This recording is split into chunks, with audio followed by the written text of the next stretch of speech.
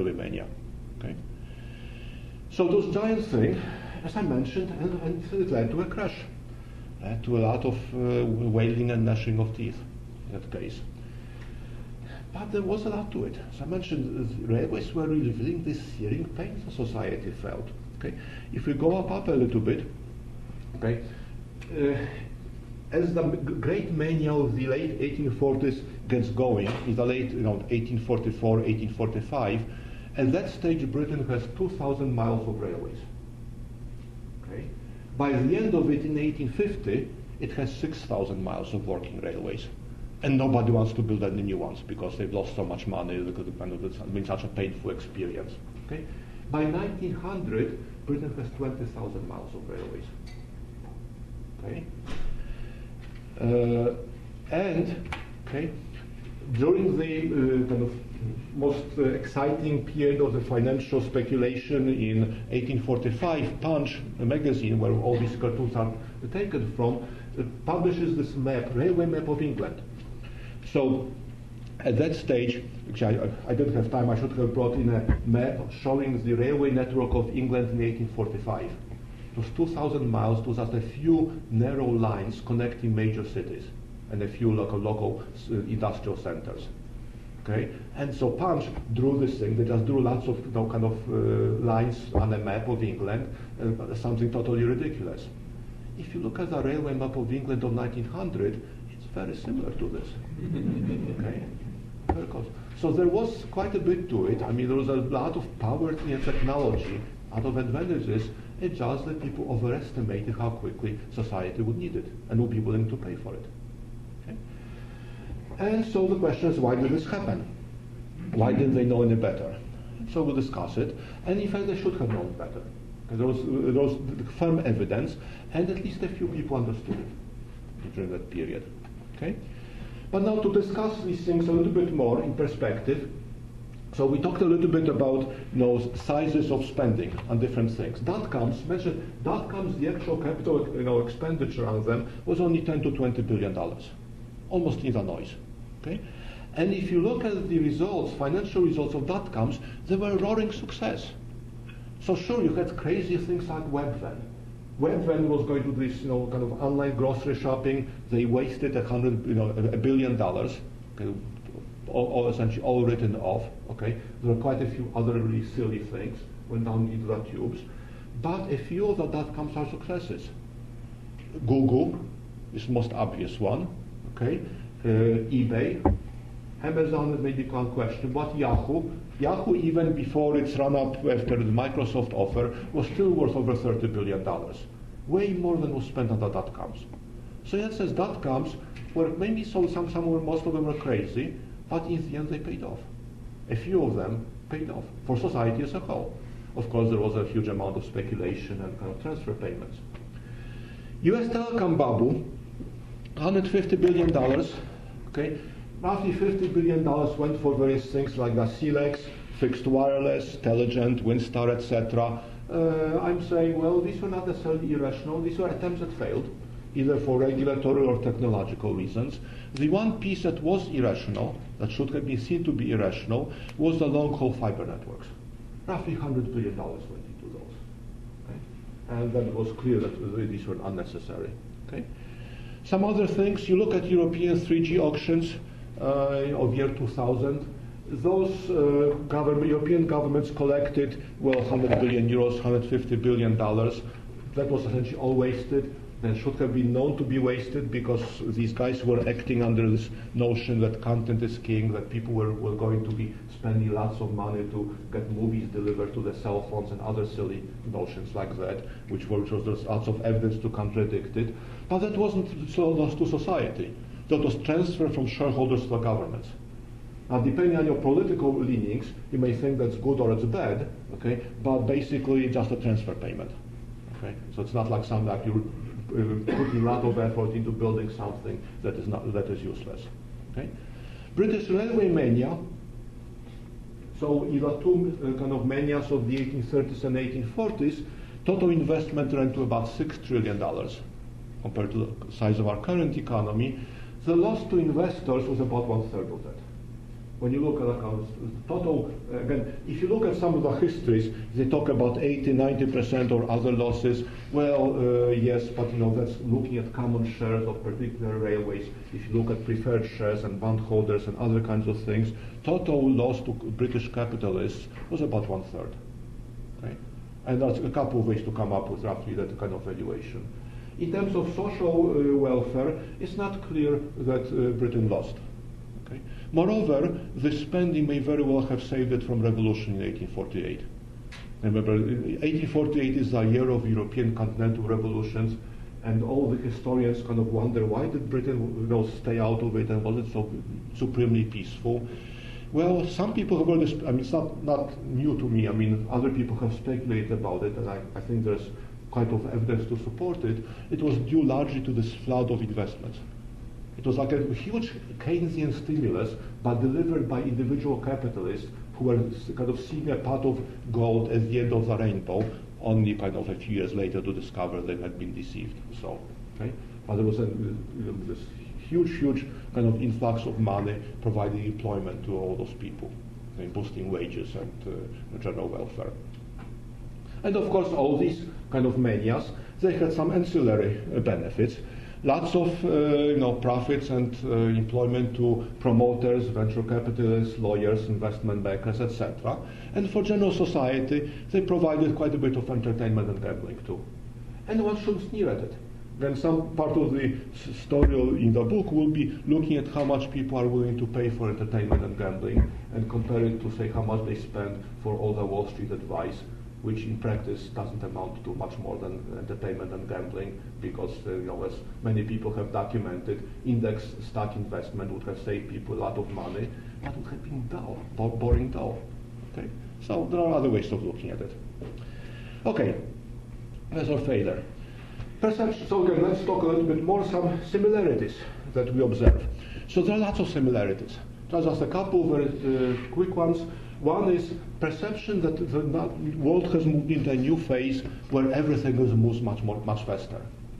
And the terms that were common during the internet bubble was internet time. It was meant, that things are now happening in 1 year that took 10 years before. Well, it turns out during the early years of railways, there was a very similar term. This was called railway speed or railroad speed. Not time, railway time meant something else, that is kind of the uniform time which railroads kind of essentially forced upon society, etc. Okay? But very close analogy. You often find expressions legislating at railway speed, making decisions at railway speed, etc., etc. Okay? Again, there was a perception that things had accelerated. And that was true to some extent, but again, when people looked more cautiously at it, in some ways that was false. There was the kind of build it and they will come mantra. This was explicit in the internet bubble. It wasn't said quite in these terms, but something very similar animated the railway mania. Okay? And something else, there was the key and extremely lucrative role for lawyers, who did not, by the way, endear themselves to society any more than before or after.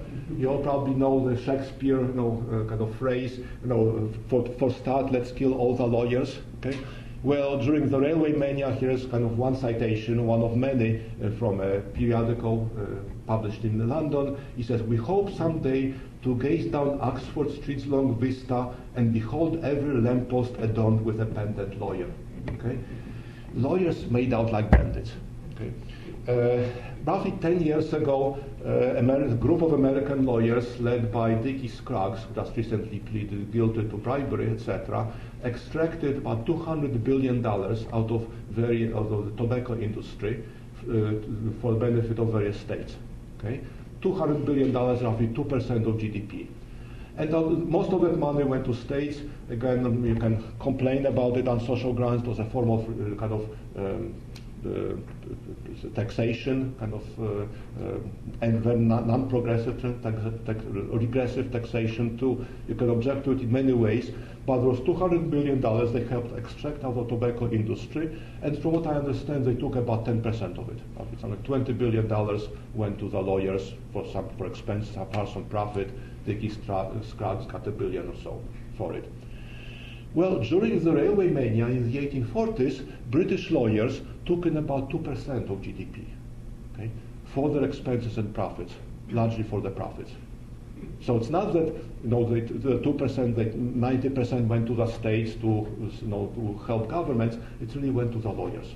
Okay. And I can talk to you about it too. Basically, they were in a controlling position, and they managed to exploit it very effectively. There's some wonderful stories there how they did it. By the way, this was in an era under British jurisprudence. You didn't have class action suits. You didn't have contingency awards. What they were getting is very high retention bonuses. They were getting daily fees, and they had a few other ancillary ways to make a lot of money, and they made a lot of money. The good old days. Sorry, they were the good old days. Yes, and they were the envy of other lawyers in other countries. In that case. Okay, so another similarity, and as mentioned, this was really big. Another cartoon from Punch from this period. Here's Queen Victoria with her husband Prince Albert. Just the momentous question, and the question which you cannot quite read here is, please tell me, dearest Albert, have you any railway shares? Okay, and from his pose you can tell that obviously he doesn't. Okay, I mean railways was really preoccupying people. As I mentioned, this was so big. I mean, huge amounts of money, and people were hoping to get rich. But they were actually much more moderate in many ways. Again, this is a very interesting historical perspective. That they didn't hope to do what, say, Google does, take a dollar and make it into $100 or $1,000. They're hoping to maybe double, maybe triple their money. Okay, and it's an interesting perspective to what extent they were more realistic and compared to what is achievable than today's investors. Okay. And now some other similarities. I mentioned one of the similarities is that perception that things were moving much faster. Certainly that was one of the key mantras of the internet bubble, internet time. But it turns out in some ways things had not speeded up at all. In fact, the two manias took about the same amount of time. The build-out phase of the British Railways took about 3 years, from about 1845 to 1848. To 49. In telecom, the maybe peak year for startups was about 1998, etc. Again, it takes about 3 years. In both cases, basically, you were talking about civil engineering jobs. Okay, putting down lines of railway, or else putting digging little ditches for fiber. Okay. Build-out comes to an end, say, in 1848 and 2001. To the insiders, it becomes apparent that there is not enough demand, but they resort to creative accounting. They manage to conceal what happens from the general public for about a year, and then final collapse comes about a year later. Almost exact parallel in terms of timing. Okay. Okay. Now. Okay, as we get into how why is it that people should have known they were going to lose in these cases, let me mention to you a couple of references. Both are very highly recommended. The first one is a short story written by William Ayton. He was a lawyer, a professor, a newspaperman, a sheriff, poet, various other things in Scotland during the Mania. And he wrote this short story at the height of the bubble in 1845 called the Glenmatchkin Railway. It's a very amusing story. If you are bored with this lecture or are good at multitasking, you can download it and read it now. If not, do it later. The easiest way to do it, do as say Google search for Glenmatchkin. And there are several versions on the web. I recommend the one on my homepage because there's some comments which explain a little bit about what was going on. Okay? It's really hilarious. There are many satirical pieces. I'll talk a little bit about the railways mania skeptics during that period. Punch was having great fun. Lots of cartoons. I showed you a couple, but there are many more. Various poems and short skits, etc., at the expense of the railway enthusiasts. The iTunes story, I think, was the best one of them all. Okay? Similarities to the internet bubble promotions are really striking. Okay? The two protagonists of it are Augustus, Reginald Dunshannon, and Bob O'Carkendale. They abhorred work with a detestation worthy of a scion of nobility. Okay? And they wanted to have a plaque as a public pigeon. That was certainly true of many of the internet promoters too. And, well, there are these magical bands of iron that are uniting all the populous towns. Okay? And so they wanted to get in on it.